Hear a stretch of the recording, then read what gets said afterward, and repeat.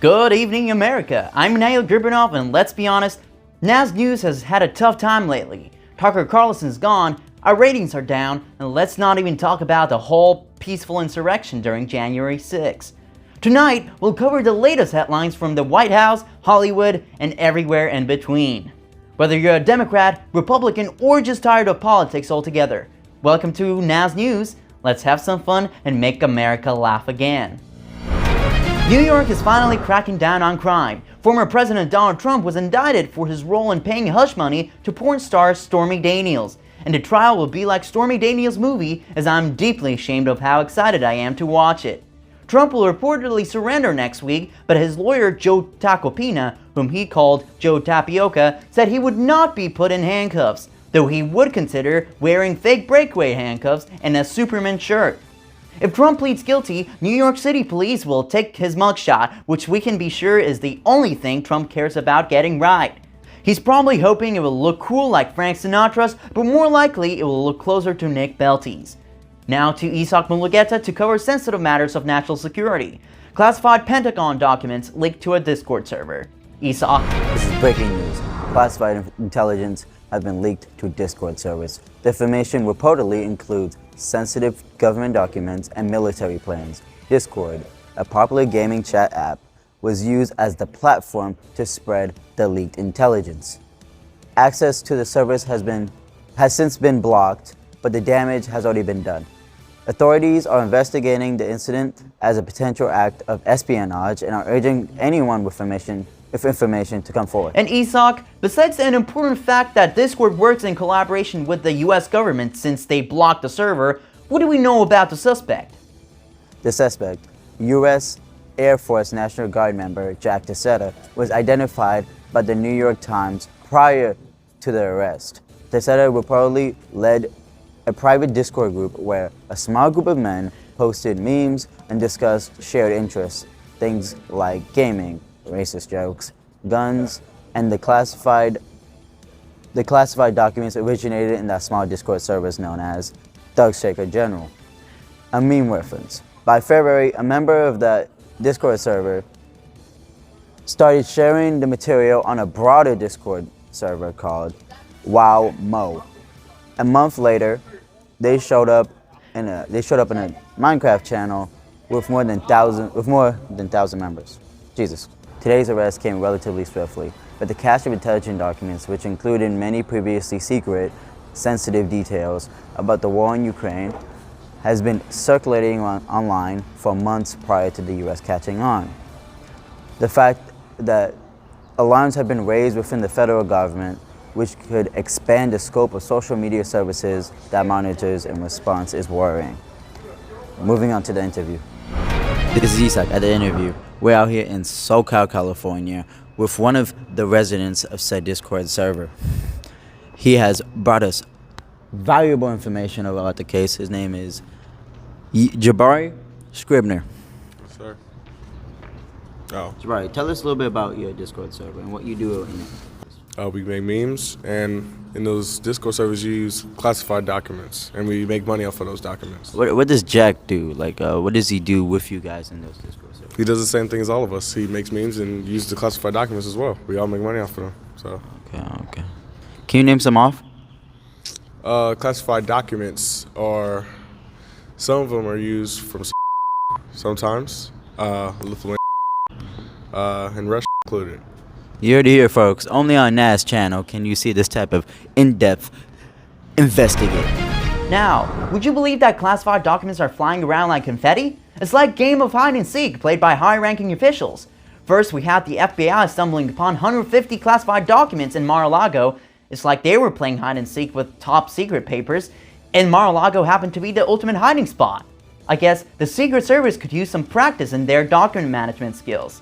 Then, President Biden steps in, shaking his head and saying, "Oh, Trump, you're as good as handling classified info as a goldfish is at remembering phone numbers." I guess he forgot about his own past because the White House recently uncovered classified documents from Biden's time as a vice president at the Penn Biden Center. It's like he tried to bury them in a pile of aviator sunglasses and ice cream cones. And just when we thought the chaos was over, a U.S. Air Force National Guard member decides to leak classified documents through Discord. Talk about taking the term airdrop to a whole new level. Looks like our secrets are about as secure as a clown car with a broken lock. Now, joining us live from the US Supreme Court, our reporter Alex. Alex, what do we have? So, Nail, we're here at the Supreme Court today, a landmark decision coming through.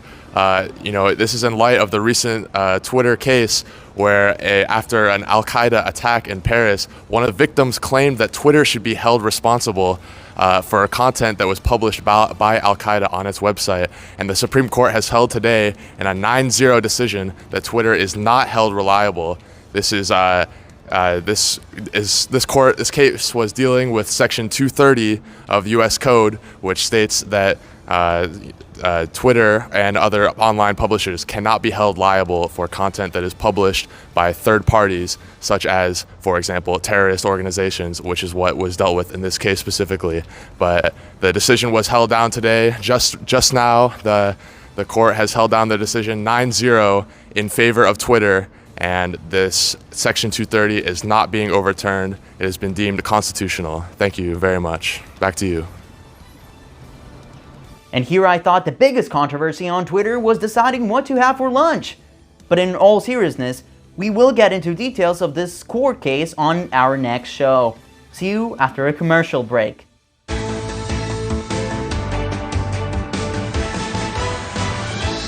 Joining us now is our reporter Lucas with the latest on the negotiation over raising the debt ceiling and the potential economic consequences. Lucas, what's the update? Past few decades, Congress has spent trillions of dollars, and the Treasury Department has borrowed trillions to make payments on the resulting debt, but has continually been stopped by a Congress-mandated limit on such borrowing. Republicans who are opposed to reckless and runaway government spending are taking advantage of negotiations over raising the ceiling to push for spending cuts. However, negotiations over raising the limit have become too extreme and gone on for too long, despite the critical threat of default. Economists warn catastrophe is imminent if the Treasury Department fails to pay our country's debts. What borrowing means is that the U.S. Treasury seeks to close the gap between revenue and spending, not via taxation, but by issuing bonds and other securities. By buying one, a person loans money to the government in order to be repaid with interest later. Currently, the Republican Party, led by Speaker of the House Kevin McCarthy, maintains control over the House of Representatives. While both parties agree that raising the debt ceiling is imperative, the Republicans are in a position to have the final say, or authorize it.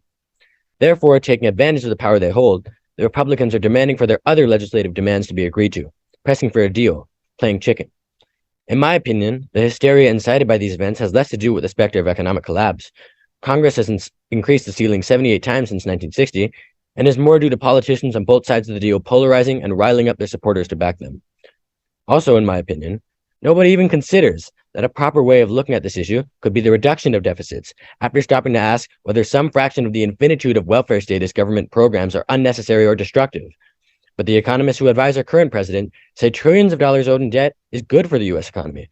The same economists who tell us the definition of a recession is whatever they want it to be. Thanks for having me. Hold on to your wallets, folks, because the debt ceiling debate is turning into a real comedy show. Republicans are demanding spending cuts while economists are arguing over the economic consequences. It's like watching a game of financial limbo. How low can we go before disaster strikes? Maybe we should hire some circus clowns to balance our budget. Stay tuned for the next acts of this never-ending comedy. Well, folks, it's time to address the totally irrelevant midterm elections that took place several months ago. Even though some may argue that time has made them fade into the background, we can't ignore the surprising outcomes. Hold on tight, because here's the punchline. The Democrats managed to secure the Senate, while the Republicans now find themselves dominating the House of Representatives. Who would have thought that something irrelevant could have such a significant impact? Politics sure know how to keep us on our toes, even when we least expect it. And it's not funny, but thanks ChatGPT. Wait, cut.